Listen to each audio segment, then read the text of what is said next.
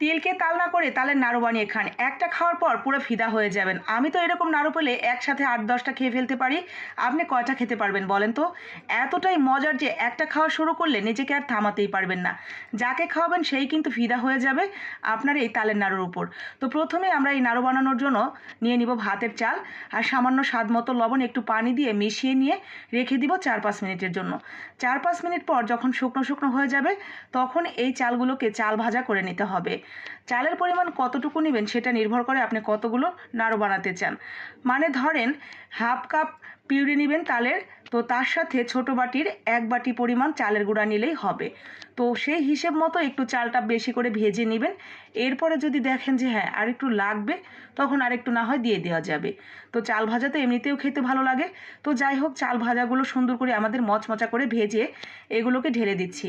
তো ঢেলে দিতে দিতে আমার একটু পুড়ে গেল। যাই হোক, এখন পুরোপুরি ঠান্ডা করে নিয়ে এগুলোকে পাটায় বেটে অথবা একটা ব্লেন্ডারের জারে দিয়ে ঠিক এইভাবে গুঁড়ো করে নিতে হবে। এরপরে আমি এখানে দিয়ে দিলাম হাফ কাপের মতো তালের গুঁড়া বা তালের পিউরি। তো হাফ কাপ তালের গুঁড়া নিয়ে আমরা এইখানে একটু জাল করে নেব, যাতে এক্সট্রা যে একটু পাতলা পাতলা ভাবটা থাকে সেটা একটু ঘন হয়ে আসে। একটু কিছুক্ষণ ঘন হয়ে আসলে আমরা এখানে পরিমাণ মতো চিনি দিয়ে দিব। আমি এখানে হাফ কাপের থেকে একটু কম চিনি ব্যবহার করেছি, আপনারা আপনাদের পছন্দ অনুযায়ী মিষ্টির পরিমাণ বুঝে দিয়ে দিবেন। এরপরে চিনিটা গলে গেলে আমরা আরও কিছুক্ষণ রান্না করে নেব একটু ঘন হয়ে আসার জন্য। চিনি শিরাটা তালের সাথে মিশে যখন ঘন হয়ে যাবে তখন এখানে স্বাদ মতো লবণ আর সামান্য একটু ঘি অ্যাড করে দিলাম। অল্প একটু লবণ দিবেন, মিষ্টি খাবারে সামান্য একটু লবণ দিলে মিষ্টির টেস্ট কিন্তু অনেক ভালো আসে। তো সামান্য একটু ঘি দিয়ে সুন্দর করে নেড়ে চেড়ে এরপরে আমরা দিয়ে দিব সেই চাল ভাজাটা। আমি কিন্তু পুরো চাল ভাজাটাই এখানে ব্যবহার করেছি, মানে গুঁড়াটা।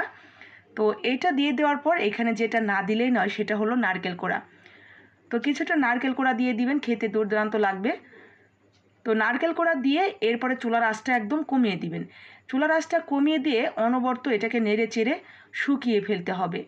নাড়তে নাড়তে একটা সময় দেখবেন যে চাল ভাজার গুঁড়াটা আমরা দিয়েছি না, এটা ফুলে আস্তে আস্তে আস্তে আস্তে শুকিয়ে যাবে। তো একদম যখন একেবারে একটা ডোর মতো হয়ে যাবে, হাতে আর লাগছে না, তখন কড়াই থেকেও দেখবেন উঠে উঠে আসছে ঠিক এরকম। তো ঠিক এরকম যখন হয়ে যাবে তখন তুলে নিয়ে এটাকে একটু হালকা ঠান্ডা করে নিয়ে আমরা হাতে আবার একটু ঘি মেখে সুন্দর করে গোল গোল করে নাড়ু শেপ দিয়ে নিব। তো গোল গোল নাড়ু শেপ দিয়ে নিলেই রেডি আমাদের তালের নাড়ু। অসম্ভব মজার এই তালের নাড়ুটা, দেখতে যতটা চমৎকার খেতেও কিন্তু মাশাআল্লাহ অনেক মজার। ভাজা চালের দারুণ একটা ঘ্রাণ তো পাবেনই, সেই সাথে তালের সুমিষ্ট মজা আর সব কিছু মিলিয়ে দারুণ একটা তালের নাড়ু হয়েছে। আচ্ছা, এবার বলুন তো তালের নাড়ু কখনো আগে খেয়েছেন? একবার হলেও বানিয়ে খাবেন।